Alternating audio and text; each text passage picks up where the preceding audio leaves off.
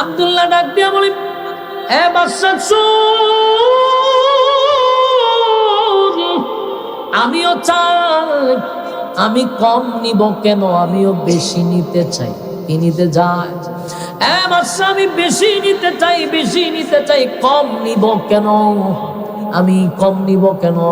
তুই আমারে অফার দিলি, রাজত্ব দিবি, তোর মেয়ে দিবি, আর আমার আল্লাহও আমারে অফার দিছে, দুইটা গুণে গুণান্বিত হইয়া কবরে আসলে আমার মালিক সর্বনিম্ন এই পৃথিবীর 10টা পৃথিবী জান্নাত দিবে।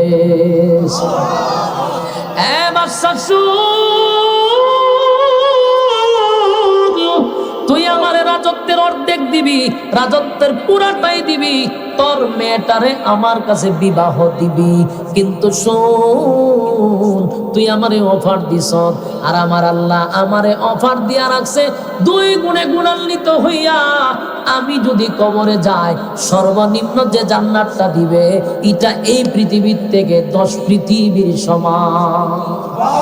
আমি তোর প্রস্তাবে রাজি হইলে তোর মাইয়া বিবাহ দিবি, এই রাজত্বের সবচেয়ে সুন্দরী রূপসী মেয়ে, তোর মেয়েটারে আমার কাছে বিবাহ দিবি, তুই অফার দিছস। আমার আল্লাহ বলছে, ঈমান লইয়া যদি কবরে যাই, সর্বনিম্ন বউ দিবে 72টা। আর যুবক ভাইয়েরা, তাহলে এবার আসুন, আমাদের ঈমানের পরীক্ষা হবে কি হবে না? আমিনু কামা আমানান নাস, ঈমান আনো ওই মানুষদের মতো। এর ব্যাখ্যা সাহাবায়ে কেরাম, যেমন সাহাবায়ে কেরাম ঈমানের পরীক্ষায় ফার্স্ট ডিভিশনে পাস কইরা দুনিয়াতেই জান্নাতের সার্টিফিকেট পাইছে। সুবহানাল্লাহ। আমার যুবক ভাইয়েরা, জান্নাতের সার্টিফিকেট পাইল। রোমের নাম শুনছেন? রোম রাজ্য, রোম রাজ্যের একজন বাদশা ছিল। এই রোমের বাদশা হযরত উমর রাদিয়াল্লাহু তাআলা আনহুর জামানায় চতুর্দিক দিয়ে খালি ইসলামের বিজয়, যেদিকে যায় শুনে খালি ইসলামের বিজয়। সুবহানাল্লাহ। মুসলমানরা যেদিকে যায় রে খালি বিজয়ের পতাকা ওড়ায়।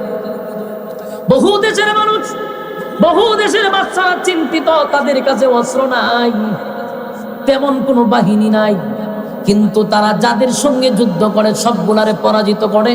মুসলমানরা সেই দেশটাকে দখল করে, ইসলামের পতাকা উড়ায়। কারণটা কি? আশ্চর্য হয়ে গেছে। রোমের বাদশা একদিন চিন্তায় পড়ে গেছে। রোমের সঙ্গে যদি যুদ্ধ হয়, রোমের বাদশার ভিতরে একটা কথা, যে আমাদের অহংকার হইল আমরা যুদ্ধের সংখ্যা বেশি, আমাদের বাহিনী বেশি, আমাদের অস্ত্র বেশি, আমাদের পাওয়ার বেশি, আমাদের সৈন্য অস্ত্র বেশি। এখন মুসলমানরা যদি যুদ্ধ করে তারা কেমনে কি করে? কিন্তু বাদশা একটা জিনিস চিন্তাও করে, এরা কিভাবে বিনা অস্ত্রে বিনা বাহিনী এত বিজয় লাভ করে। গবেষণা করতে করতে করতে দেখে এরা অস্ত্রের বলে যুদ্ধ বিজয় করে না, এরা বাহিনীর বলে যুদ্ধ বিজয় করে না, এরা যে পাওয়ারে করে সেটার নাম হলো ঈমান। সুবহানাল্লাহ। মুসলমানদের পাওয়ারটা হলো ঈমান। ঈমানের পাওয়ারে গোটা বিশ্বকে তারা জয় করছে। আজকে গোটা পৃথিবীতে মুসলমান প্রায় 200 কোটির উপরে। এত মুসলমান থাকার পর গোটা পৃথিবীতে মুসলমান লাঞ্ছিত, অপমানিত, জায়গায় জায়গায় খালি মুসলমান মেরে খায়। ঘটনা কি? আমরা সংখ্যায় বেশি, ঈমানের পাওয়ার কম। ঠিক না বেটি? আমার যুবক ভাইরা, রোমের বাদশা তার বাহিনীরে কইছে, রে তোরা তো যুদ্ধ করতে যাবি, পালা কথা, কিন্তু আমি মুসলমানদের ঈমানের একটা পরীক্ষা করতে চাই। কোন পাওয়ারে এরা যুদ্ধ করে পরীক্ষা করবো আমি।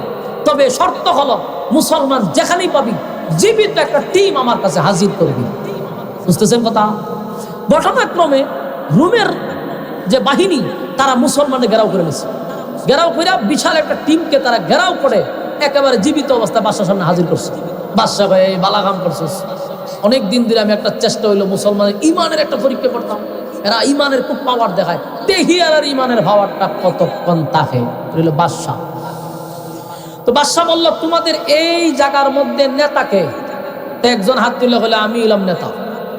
তো বললো তোমার তো চেহারা মাশাআল্লাহ সুন্দর, চেহারাটা সুন্দর, তোমার বডি ফিগার বালা, শিক্ষিত, বুদ্ধিমান, সর্বদিক দিয়ে তুমি ঠিক আছো, কিন্তু তুমি এমন একটা দলের সাথে কেমনে গিয়া ঢুকলা? তুমি আমার দলে যোগ দাও, তোমার মতো যুবক আমার দরকার, তোমার মতো মেধাবী আমার দরকার। তুমি যদি আমার দলে যোগ দাও, অফার দুইটা। অফার কয়টা? এক নম্বর হলে আমার একটা সুন্দরী রূপসী মাইয়া আছে, এটা তোমার কাছে বিবাহ দিব।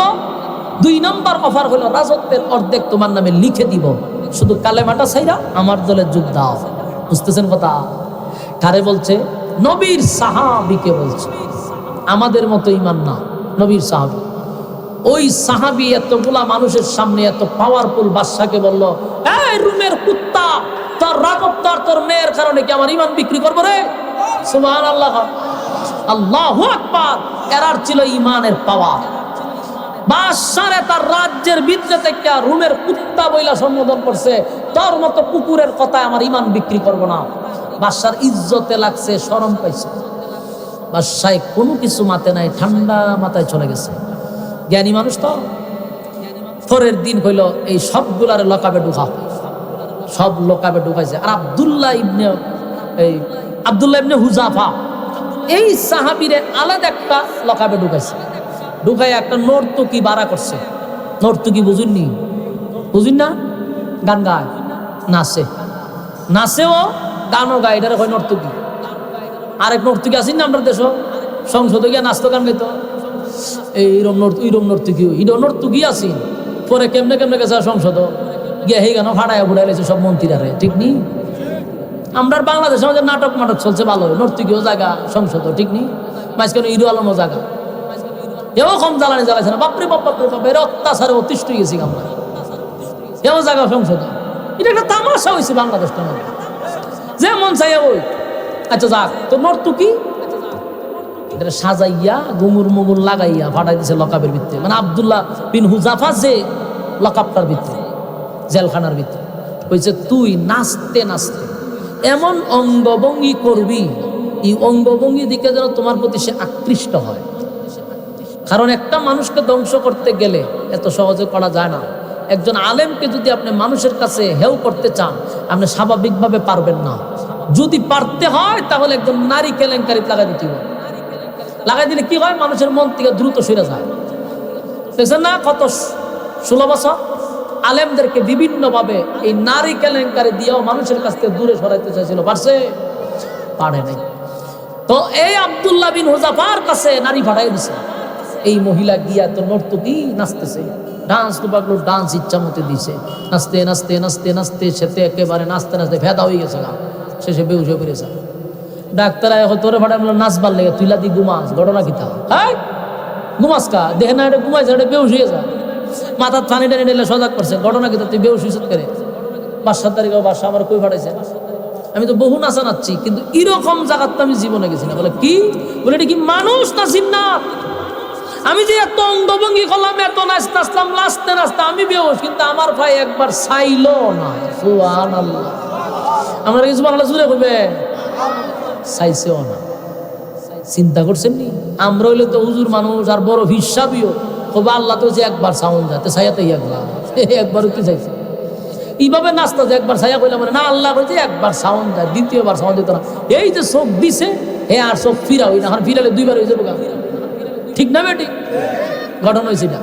কিন্তু নবীর সাহাবী এই যত অঙ্গভঙ্গি করলো কোনো কাম হইল না। বাদশা হয়ে জায়গা তো ফিল মারলাম, এটা তো হবে না, ঠিক আছে। পরের পদক্ষেপ হইল সব এই লখাবে, খানাও দিবা না, পানিও দিবা না। চিন্তা করছে? খানাও দিবা না, পানিও দিবা না। 1 দিন 2 দিন না খায় তখন যা, এই কথা হই না দি, রোজা রাখেন না আপনারা? হ্যাঁ, ইফতারের আগ মুহূর্তে গিয়ে একটু বেশি কথা বললেন কারোর সাথে। হ্যাঁ, ইফতারের আগে দিয়ে কথা হন জানি রোজাদারের সাথে, ফিরে প্লেট দিয়ে বাইরে মাথা ফাড়াই লিছে। আমরা এলাকা প্লেট দিয়ে বাড়ি মেরে মাথা ফাড়াই লিছে।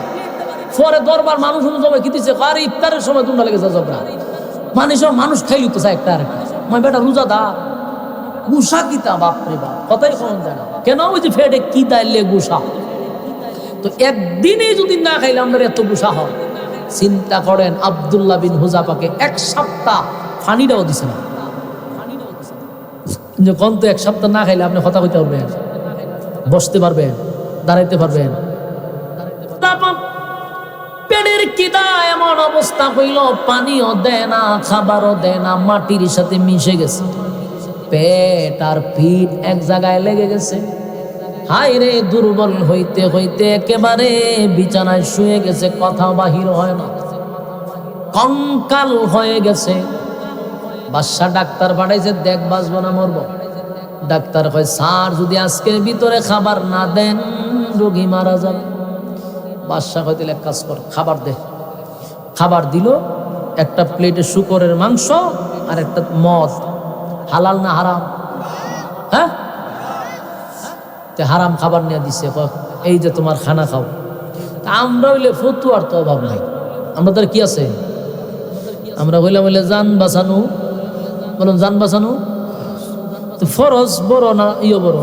আমার এখন জান বাঁচানি ফরজ, শুকরের মাংস তিটা আমার লে জায়েজ না, কিন্তু অহন জায়েজ। কেন? আমি মরণাপন্ন, কথা কই না দিই। মানুষ যখন মইরা জায়গা ফেটের কিতা, তখন কিছু খাইয়া বাসাটা হইলো তোমার জন্য জায়েজ আছে, এতটুকুই জায়েজ। তো উনি তো এই জায়েজের দলিল দেখাইতে পারত। উনি তো কথা বলতে পারে না, বসতে পারে না, কিন্তু যেই বলছে এটা শুকরের মাংস, এটা মদ, খালি কথাটা কইছে, লাভ দিয়া কইতেছে, খাবার নিবি না লাথি মেরে মুখে ফালা দিবি। আল্লাহু আকবার কইতেন না? এক সপ্তাহ যে ব্যক্তি কথাই মুখ দিয়ে আসে না, লড়তে পারে না, বসতে পারে না, খাবার যেই মাত্র বলছে এটা হারাম, যে হারাম খাবার তোর বাসার মুখে ছুঁড়ে ফেলাবো, খানা খাবো না, সরাই এখান থেকে। ডাক্তার সর্বনাশ, সর্বনাশ, তেজ দি কমছে না। গেছে বাদশার কাছে গিয়ে, স্যার লক্ষণ খুব খারাপ। বলে কি?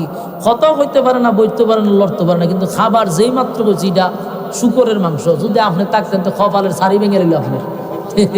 বাদশা কয়, ঘটনা কি? বলে ঘটনা আমিও নিজে বুঝতেছি না, দেখলাম যে শৈল সেদবেত নাই, কিন্তু যেই মাত্র হারাম করছি লাভ উঠছে, ওদের ভাবার আছে। বাদশা কয়, এই জায়গা তো ফিল মারলাম, সমস্যা তো সব জায়গায়।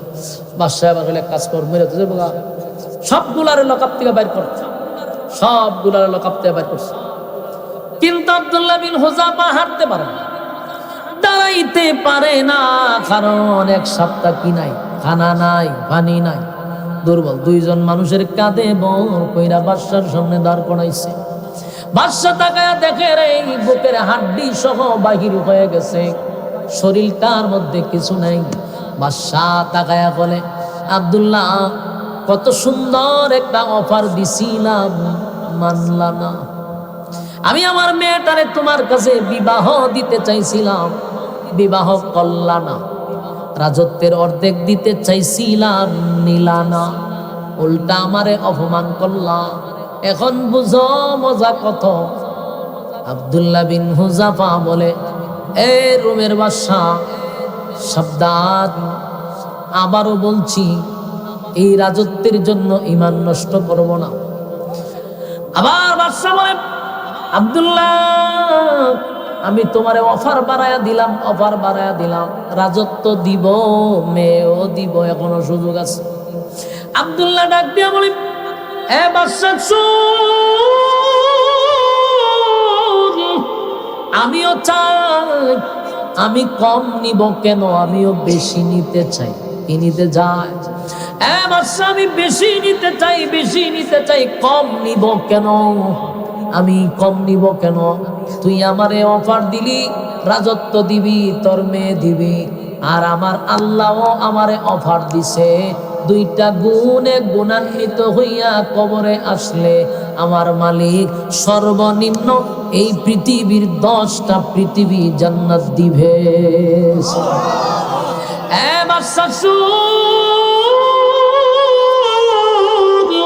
তুই আমার রাজত্বের অর্ধেক দিবি, রাজত্বের পুরাটাই দিবি, তোর মেয়েটারে আমার কাছে বিবাহ দিবি, কিন্তু শোন, তুই আমারে অফার দিস, আর আমার আল্লাহ আমারে অফার দিয়া রাখছে 2 গুণে গুণান্বিত হইয়া আমি যদি কবরে যাই, সর্বনিম্ন যে জান্নাতটা দিবে এটা এই পৃথিবীর থেকে 10 পৃথিবীর সমান।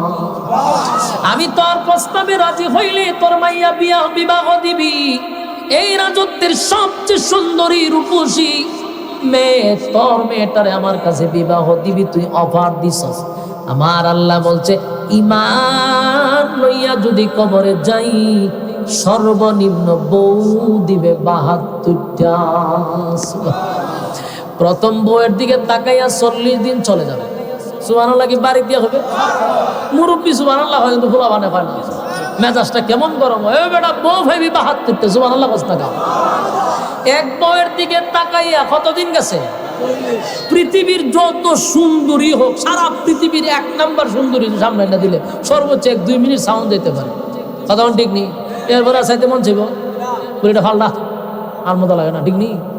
কিন্তু জান্নাতে যে চাইবেন আপনি 40 দিন যাইব, আপনার দিশ ফিরাইতো না, ফিসতে একজনের টেক্কা দিব দেব কি দাও চাইলেন যে ফিসতে আরো রয়েছে 72টার মধ্যে 71টা ফিসনে রয়েছে। আমি যদি একটার পয়সা জীবন শেষ, তখন কে উসাইব কথা তো ঠিক, আরো তো 71টা রয়েছে, তো তুই হর আরেকটার পয়সা আবার যাবো 40 দিন। সুবহানাল্লাহ। আব্দুল্লাহ বিন হুযাফা বলে, তোর মাইয়া দিবি একটা, রাজত্ব দিবি একটা, আর আমার আল্লাহ তো অর্ডার দিয়ে রাখছে।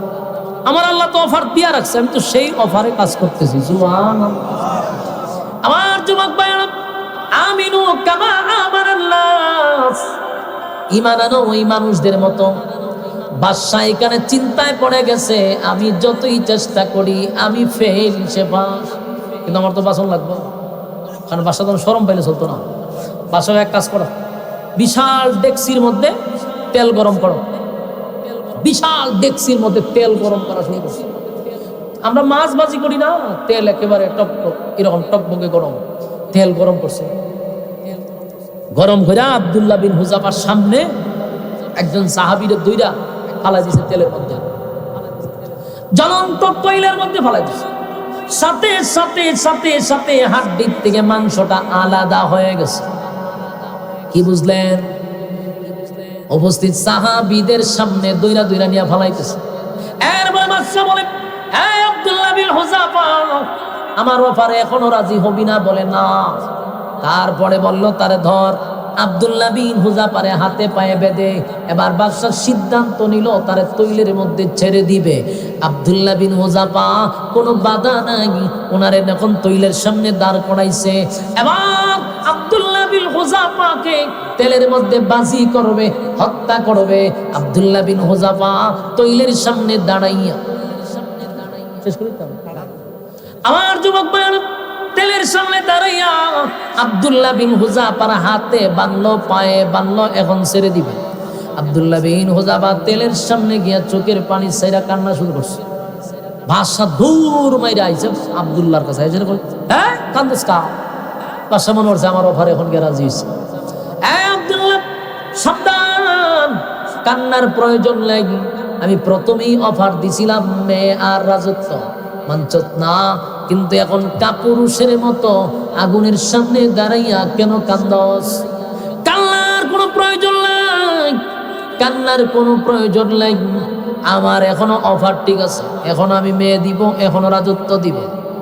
আব্দুল্লাহ বিন হুযাফা ডাক দিয়া কয়, বাদশা রে, মুসলমান মরণের জন্য কোনোদিন কান্দে না, এই মৃত্যুর জন্য মুসলমান কান্দে না। আমি আমার মৃত্যুর ভয়ে কান্দি না, তাহলে কান্দ কেন? বলে, কান্দি আমার বয়সটা কম, এই বয়সে আমার মালিকের জন্য আমি কি করলাম, আমি আমার মালিকের জন্য কি করতে পারলাম? আজকে বুঝি একবারই আগুনে জাপ দিয়া জীবনটা দিয়া দিব। আমার মালিক যদি আমার 100 বার জীবনটা ফিরাইয়া দিত, 100 বার আমি আগুনে জাপ দিতাম। বাদশা কয়, সাইরা লইছে কারবার না, তারে আর আগুনে ফুরানো যাবে না। কেন? এখন যদি আমি তারে আগুনে ফালাই, আমি হেরে যাব, সে জিতে যাবে। জ্ঞানী তো আমরা দেশের মতো মাথা মোড়া বাদশা না, তো আমরা দেশের মতো মাথা মোড়া না, আর জ্ঞান আছে।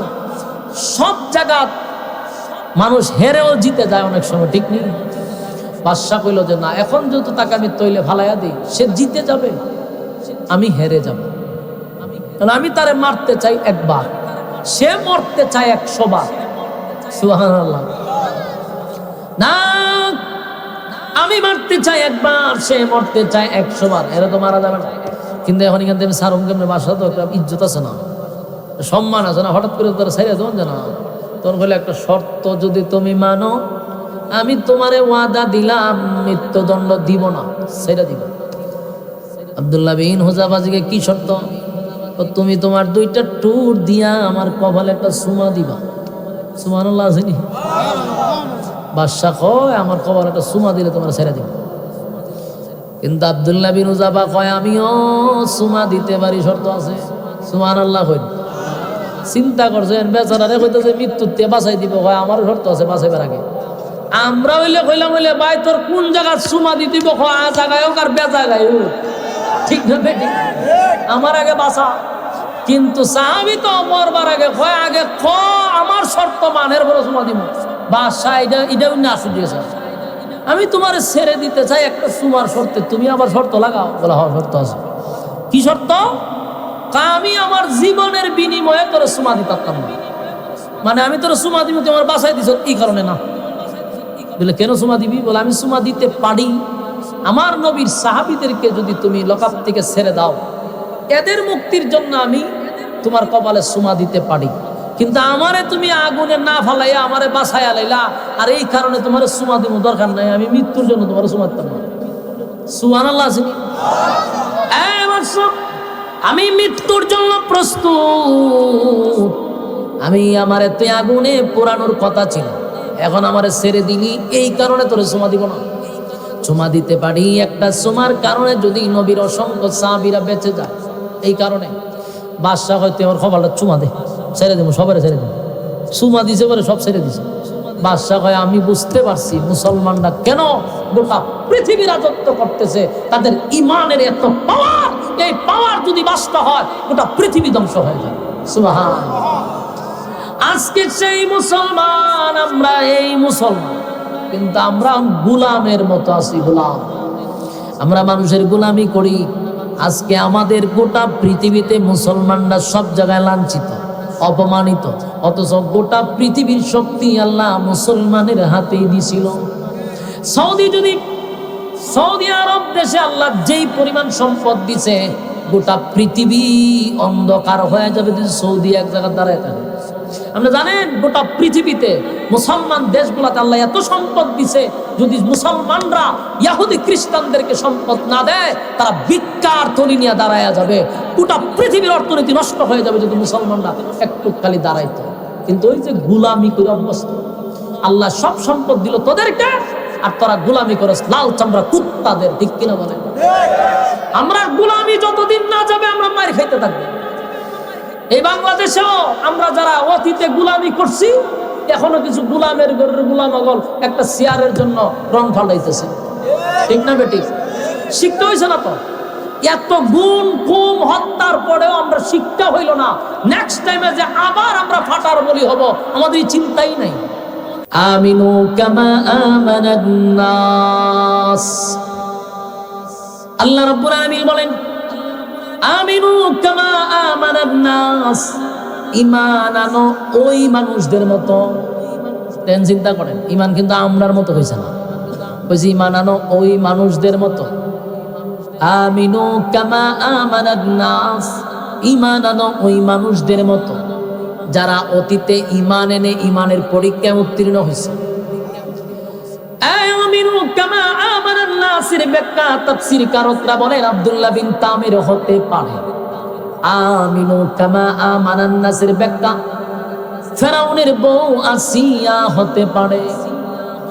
আমিনু কামা আমানান নাসের ব্যাখ্যা সাহাবায়ে কেরাম হতে পারে, কারণ তারা ঈমানের পরীক্ষায় উত্তীর্ণ হয়েছে। ঈমানের পরীক্ষায় তারা ফার্স্ট ডিভিশনে পাস করছে। আমার যুবক ভাইরা, আমরা শুধু নিজেদেরকে ঈমানদার দাবি করি রে, কিন্তু আমাদের ঈমানের থার্মোমিটার দিয়া মাপা হলে ঈমানের কৌটায় লাল বাতি জ্বলবে। ঠিক না বেটি? আমার যুবক ভাইরা, আল্লাহ বলেন ঈমান আনো ওই মানুষদের মতো যারা ঈমান আনছে, ঈমানের পরীক্ষা দিছে। আরেকটা কথা ইয়াদ রাখবেন, প্রত্যেকটা মানুষের উপরে ঈমানি পরীক্ষা হবে। মানুষের উপরে পরীক্ষা হবে, এতে কোনো সন্দেহ নাই। আল্লাহ প্রত্যেকটা মানুষকে পরীক্ষা করবে। আপনারা কি বিশ্বাস করেন?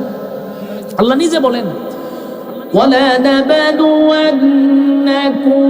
بِشَيْءٍ الخوف والجوع ونقص من الأموال والأنفس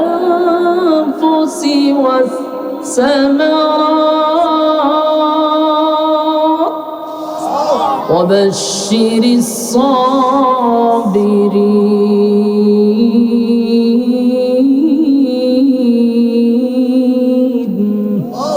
আল্লাহ বলেন প্রত্যেকটা মানুষকে আল্লাহ পরীক্ষা করবে। কাউকে আল্লাহ মুসিবত দিয়ে পরীক্ষা করবে, কাউকে আল্লাহ গরিব বানায়া পরীক্ষা করবে, ধনী বানায়া পরীক্ষা করবে, বিভিন্ন ভাবে আপনাকে আল্লাহ পরীক্ষা করতে পারে।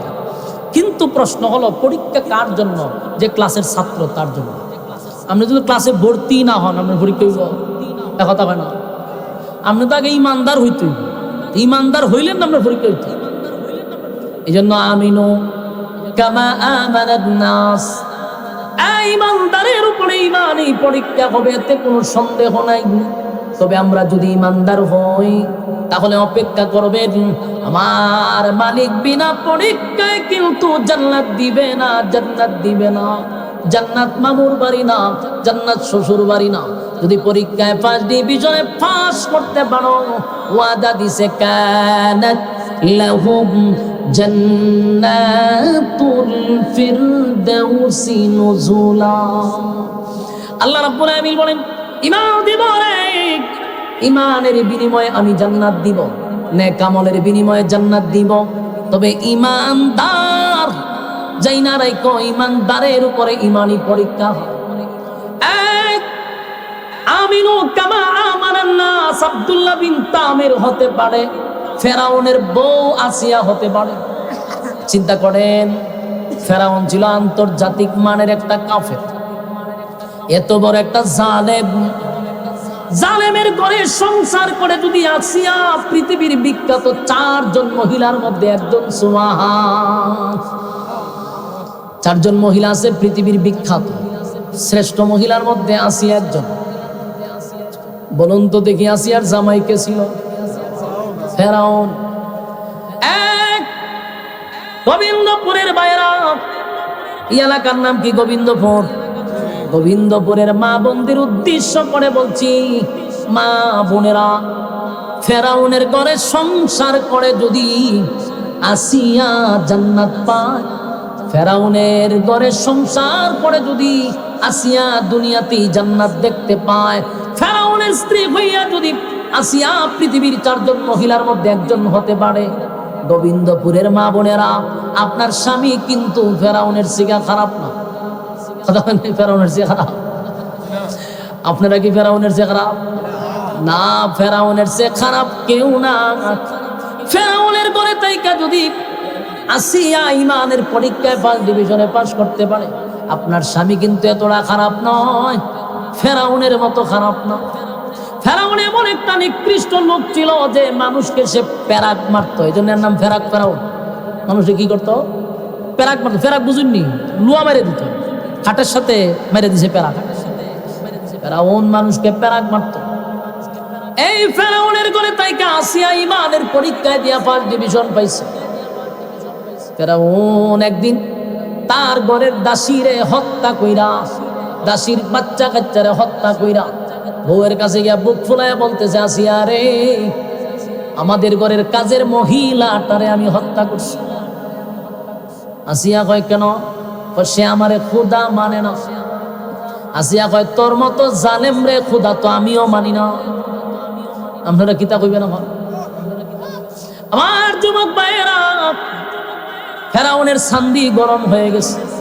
আমি হইলাম খুদা, তুমি হইলা খুদি। খুদার বউ কিতা হয়? খুদি হয়। রে আসিয়া, আমি যদি খুদা হই, তুমি হইবা খুদি।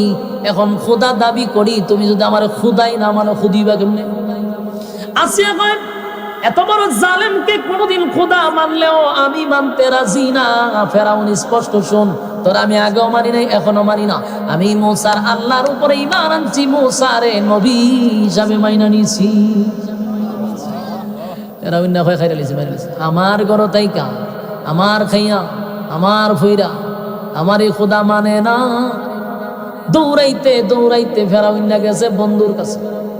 আরেকটা কথা ইয়াদ রাখবেন, পৃথিবীতে যত নেতা আছে নেতারা কিন্তু এত খারাপ না, কিন্তু সবচেয়ে বড় বদমাইশ হইল গিয়ে ওই সাইমসাডি। এটা জানেন না আপনারা? নেতার সাথে যেটি থাকে এটি সবচেয়ে বড় বদমাস। নেতা এত খারাপ না। এই জন্য দেখবেন যত শয়তানি করে সব সাইমসাডি করে, ঠিক না বেটি? এটা কেমনে বুঝছি জানেননি? আমার এক এলাকাতে একটা মাদ্রাসা দিয়েছি, এটা তো জানেন মনে অনেকে। তো মাদ্রাসার যখন আমার বিশাল কাবজা হয়েছিল, প্রায় 1 মাস পর্যন্ত আন্দোলনে যে আমার মাদ্রাসা করতে দিবে না, তো মাহফিলও করতে দিবে না, তখন আমি যখন এসপি সাহেবের কাছে গেলাম, গিয়ে বললাম যে স্যার সমস্যা কোন জায়গায়? তা আপনার এলাকার মন্ত্রী আমাকে নিষেধ করছে মাহফিল যেন করতে না দিই। আমি বললাম না, মন্ত্রী এতটা খারাপ না, যদিও যে কোনো একটা দলের আছে, কিন্তু এত খারাপ না। আমি বললাম যে এটা আমার দেখতে। পরে খবর লিয়া দেখলাম যে মন্ত্রী ব্যাপারে জানেই না, মন্ত্রীর সাথে যারা থাকে সাইম সাহেব ফোন দিয়ে বলছে মন্ত্রী বলছে মাহফিল করতে দেওয়া যাবে না। তখন হইলাম রে, মন্ত্রী তো আসলে অত খারাপটা ছিল না, এই যে সাথের লোকগুলা। এই জন্য ফেরাউনের সাথেও একটা বন্ধু ছিল, বন্ধুটার নাম হলো হামান। হামাইন্নার কাছে দৌড়াইয়া গেছে, কি আবার দুস্থ ঘটনা করছে, বলে কি আমার বউ আমার খোদা মানে না। ফেরাউন্নার বন্ধু হামাইন্না সব্যনা ছিল, মারাত্মক অপরাধ। খুদার বউ যদি খুদার বউ যদি খুদা তোমার না মানে দেশের মধ্যে মানবো কেমনে? অপরাধ অপরাধ। এখন তুই যদি কোনো শাসন করতে তোর বউরে তুই কর, তুই পরামর্শ নিতে হামাইন্নার কাছে, হামাইন্না কি বালা বুদ্ধি দিব? হামাইন্না কত দুস্থ, এটা বিশাল অপরাধ। বলে কি অপরাধ? বলে তোমার বউরে শাস্তি দিতে হবে। কি শাস্তি দিব? বলে 1000 মানুষের সামনে তোমার স্ত্রীকে উলঙ্গ করে দিতে হবে। না দেখছেন যে কত বড় বদমাস। হ্যাঁ, বাদশার বউরে কয় উলঙ্গ করতে। ফেরাউন্না কয় এটা একবার বুদ্ধিটা খারাপ না, আবার এটা সমর্থন করছে, বুদ্ধি বলে খারাপ না। ফেরাউন দৌড়ায় গেছে আসিয়ার কাছে। আসিয়া, আমি কইলাম খোদা দেশের প্রতিটা নাগরিক আমারে খোদা মানে, তুমি আমার বউ হইয়া খোদা মানো না, তোমার শাস্তি হলো তোমার ইজ্জত নষ্ট করা। আসিয়া কয় এটা তোর বন্ধু হামাইন্নায় বুদ্ধি দিছে? বলে হ, তুই তো সারা জীবন হামাইন্নার বুদ্ধিতেই চলছস, নিজের স্ত্রীর ইজ্জতটাও বুঝলি না। কিছুক্ষণের ভিতরে আসিয়াকে গ্রেফতার করলো, জনসম্মুখে আইনা বিশাল মানুষের এরিয়ার ভিতরে ঢুকাইছে। আফসোস, ফেরাউনের বউ আসিয়া, বাদশার বউ, বিশ্ব সুন্দরী আসিয়া, হাজার হাজার মানুষের সামনে আসিয়ারে উলঙ্গ করছে। নাউজুবিল্লাহ। আসিয়া একটা চিৎকার দিয়া বলে, মালিক,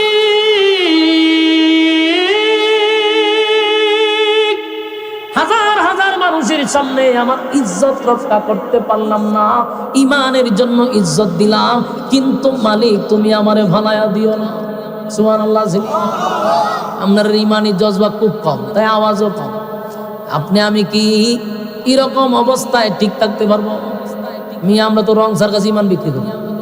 আসিয়ার উপরে ইমানি পরীক্ষা হয়ে গেল, হাজার মানুষের সামনে আসিয়ার উলঙ্গ করে দিল। আসিয়া চিৎকার দেয়া হয়, মালিক বরদাস্ত করতে পারলাম না, আমার সবচেয়ে দামি সম্পদটাই নিয়ে গেল, এখানেই ক্ষমত না। উলঙ্গ করার পরে যখন ইমান ছাড়ে না, ফেরাউন্না কয় আসিয়া রে ইমান ছেড়ে দে, এখনো ফিরে লইয়া যাব। আসিয়া কয় জীবন দিতে পারি, তোর মতো জালেম রে খোদা বলবো না। ফেরাউন্না আবার দৌড় দিছে, নিজে মারে না। হামান রে, তোর বুদ্ধিতে আমার বউরে উলঙ্গ করলাম, কিন্তু এখনো ইমান ছাড়ে।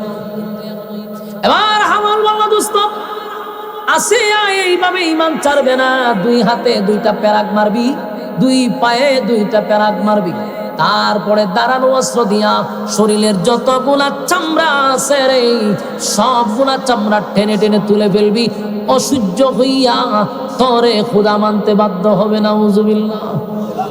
চিন্তা করছেন হামাইন্না কি বুদ্ধি দেয়? বিশ্ববিখ্যাত সেই মহিলা আসিয়া মানুষের সামনে মরুভূমিতে শোয়া দিছে, 2 হাতে 2টা প্যারাক মারছে রে কাঠের সঙ্গে, পায়ে 2টা প্যারাক মারছে। আসিয়া শরীরে কাপড় নাই, প্রচন্ড রুদ্রের মধ্যে শোয়া রাখছে। আর শরীরের চামড়াগুলি যখন তোলা শুরু করলো, জীবন্ত মানুষের শরীর থেকে যদি চামড়া তোলা হয়, বুঝেননি অবস্থাটা? আসিয়া একটা চিৎকার দিয়া বলে, মালিক এই জালেমের অত্যাচার থেকে আমি তোমার কাছে ফানা চাই, আল্লাহ আমি আর বরদাস্ত করতে পারলাম না। আল্লাহ আমার শরীরের সমস্ত কাপড় সরাইয়া দিল, আমার শরীরের চামড়াগুলি টেনে টেনে তোলা হচ্ছে। আল্লাহ আমি আর বরদাস্ত করতে পারি না। মালিক আপনার পাশে আমার একটা ঘর বানায়া দেন। সুবহানাল্লাহ। আসিয়া আসমানের দিকে তাকায়া বলে, মালিক আপনার পাশে আমারে নিয়ে যান, আপনার পাশে একটা ঘর বানায়া দেন। ওইদিকে অত্যাচার চলতেছে। ফেরাউন চামড়া তোলার পরে যখন আসিয়া কালেমা সারে না, ফেরাউন না হামাইন্নারে কয়, দোস্ত তোর কথা সব মানলাম, ভূত আমার এক খুদা মানে না। হামাইন্না কয়, এক কাজ কর দোস্ত, এরম বউ রাখার দোকানে মাইরালা, পাথর একটা দিয়া আসিয়ারে হত্যা কর। নাউজুবিল্লাহ। ফেরাউন বড় একটা পাথর লইয়া আসিয়ার সামনে দাঁড়াইছে।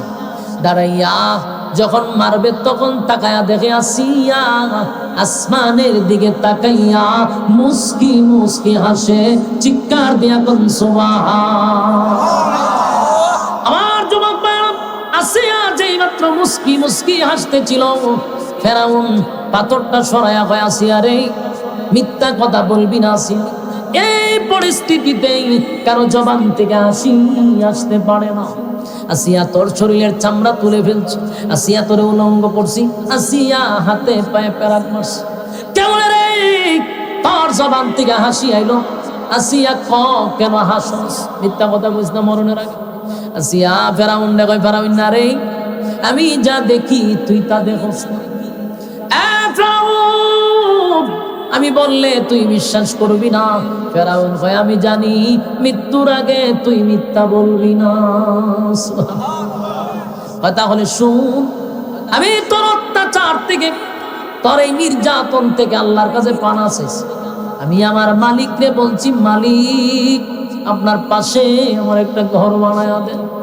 আমার মালিক আমার চোখের সামনে আমার জান্নাতের বালাখানাটা তুলে ধরছে। আমি আমার জান্নাতের নিয়ামত দেখা আনন্দে আত্মহারা হয়ে গেছি। আমি আর এই পৃথিবীতে থাকতে চাই না, আমি জান্নাতে ঢুকতে চাই। আনন্দে মুস্কে হাসতেছি। একটা জবান বন্ধ রাখবেন না, কোন আল্লাহু আকবার। আর জোরে কোন আল্লাহু আকবার। এই ইমানের আওয়াজ দিয়ে বল আল্লাহু আকবার। আসিয়ার ইমান, আসিয়ার ইমান, আসিয়ার ইমান। এ যুবক ভাইরা, প্রথমেই বলছিলাম দাবির বেলায় ইমানদারের অভাব নাই। সুদখোর হয় ইমানদার, ঘুষখোর হয় ইমানদার, বেনামাজিও হয় ইমানদার, বেপরদাওয়ালাও হয় ইমানদার, চাঁদাবাজিও হয় ইমানদার, টেন্ডারবাজিও হয় ইমানদার। সবার দাবি হলো ইমানদার, ইমানদার, ইমানদার। ইমান এত সোজা নাই রে, ইমানের পরীক্ষা আসবে। ইমানের পরীক্ষা আপনাকে দিতেই হবে। কিন্তু আমাদের পরীক্ষা কেন আসে না? কারণ আমরা ক্লাসের ছাত্র না, কারণ আমরা ইমান বিক্রি হয়ে গেছে। সকালবেলা ঘর থেকে বাহির হয় ইমান লইয়া, ঘরে ফিরে রে মানুষ বেঈমান হইয়া। আছে না নাই? নবী বলছিল এমন একটা সময় আসবে মানুষ ইমান ধইরা রাখাটা এত কষ্ট হবে, জ্বলন্ত কয়লা হাতে থাকলে যে কষ্ট, এর থেকে বেশি ইমান রক্ষা করা কষ্ট। এটা এই জামানা। বলুন কোন জামানা? এই জামানাই। আমার যুবক ভাইরা, সবচেয়ে বড় নিয়ামত হলো ঈমান। আপনারা খুব মাথা রাখবেন কথাটা। ঈমানের চেয়ে দামি আর কোন নিয়ামত নাই রে। ঈমানের চেয়ে দামি নাই। গুনাহ যদি এমনি করি, সাগরের পানি পরিমাণ যদিও গুনাহ হয়, যদি কোনো সময় গুনার উপরে লজ্জিত হয়ে যান, আর যদি নিজে নিজেই চিন্তা করেন আল্লাহ এমন গুনাহ করছি, গুনার খবর যদি বউ জানে, বউ আমার স্বামী বলবে না। আল্লাহ এমন গুনাহ করছি, বাবা যদি আমার গুনাহ জানে, বাবা সন্তান বলে স্বীকার করবে না। এমন গুনাহ করছি, সন্তানরা জানলে বাবা বলে ডাকবে না। মালিক আমার মতো গুনাহগার আসমানের জমিনে আর কেউ নাই। তুমি জানো, আমি জানি, আমার মতো নাফরমান কেউ নাই। আল্লাহ গভীর রাত্রে ঠান্ডা পানি দিয়া উযু করিয়া আপনার দরবারে দুইটা ভিক্ষুকের হাত বাড়ায়া দোয়া করি, মালিক জিন্দেগির সব গুনার উপরে লজ্জিত, মেহেরবানি করে জিন্দেগির সব গুনাহ মাফ করে দেন। আল্লাহ বলে, বান্দা যদি এক ফোঁটা চোখের পানি ছেড়ে দিয়া কাঁদতে পারে, বান্দার চোখের পানিটা নাকের ডগায় আসার আগে আগে আমি আল্লাহ ফেরেশতাদেরকে সাক্ষী রাখা বান্দার জিন্দেগির গুনাহ মাফ করে দেই। আমার যুবক ভাইরা, গুনার জন্য যদি মালিকের কাছে মাপ চান, আল্লাহ মাফ করে দিবে। কিন্তু ভাই, যদি ইমানটা না থাকে কোনো লাভ হবে না। ইমান হলো একটা অ্যাকাউন্ট। বলুন ইমান কি? আবার বলুন ইমান কি? অ্যাকাউন্ট।